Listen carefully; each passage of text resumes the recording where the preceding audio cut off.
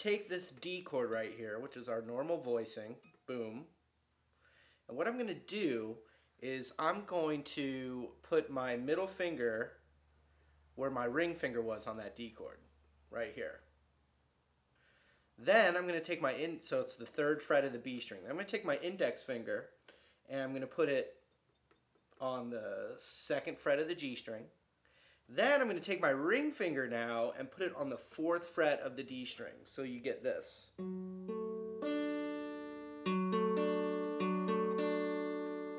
And that is just a standard D major chord, but we've changed the voicing.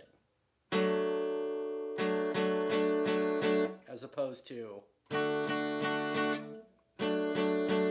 So what we did was we took this high note here, the F sharp, and it's the exact same note an octave lower, 2 octaves lower, or 1 octave, instead. Just like that. But one really cool thing you can do is you can take your first finger, your index finger, you can actually bar, the D, G, B, and high E string, get your middle finger on the 3rd fret of the B, and then hammer on that 4th fret on the D string. And then you can also hammer on and pull off the 4th fret on the G string too.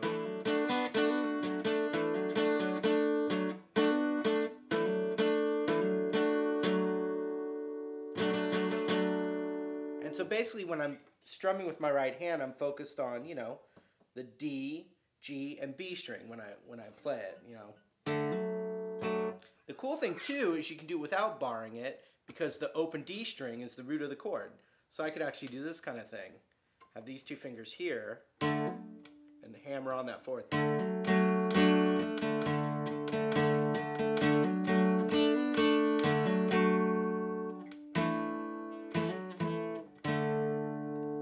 You could also combine it with a regular D major chord.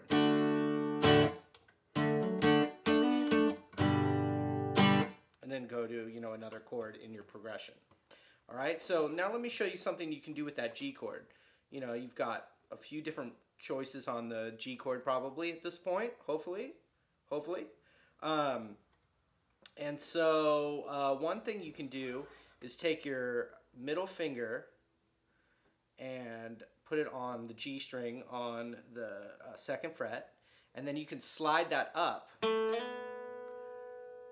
But also you can add your index finger, this is a double stop, on the 3rd fret of the B string like this.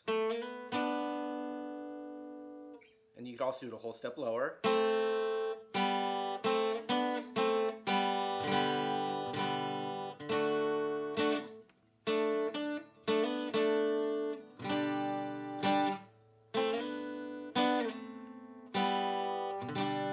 See that?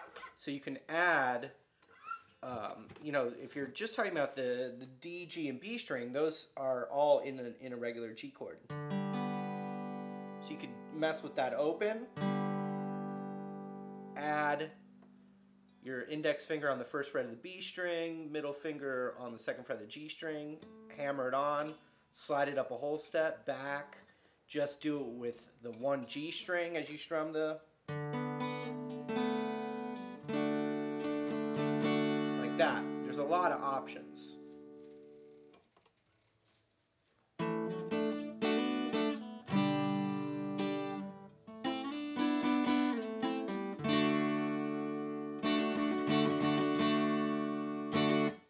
Okay, another option with the G chord would be to take your index finger and cover the 3rd fret on the high E and the B,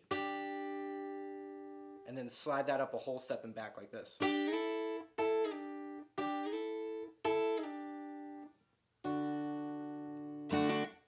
Okay, cool. Hopefully you learned something a little new. We've got, you know, this new D voicing. Like I said, you can substitute it anytime for a standard D chord, and it might just give you a different flavor or spark a new idea.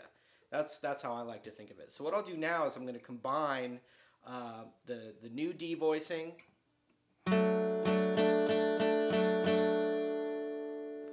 and the 2 little embellishments.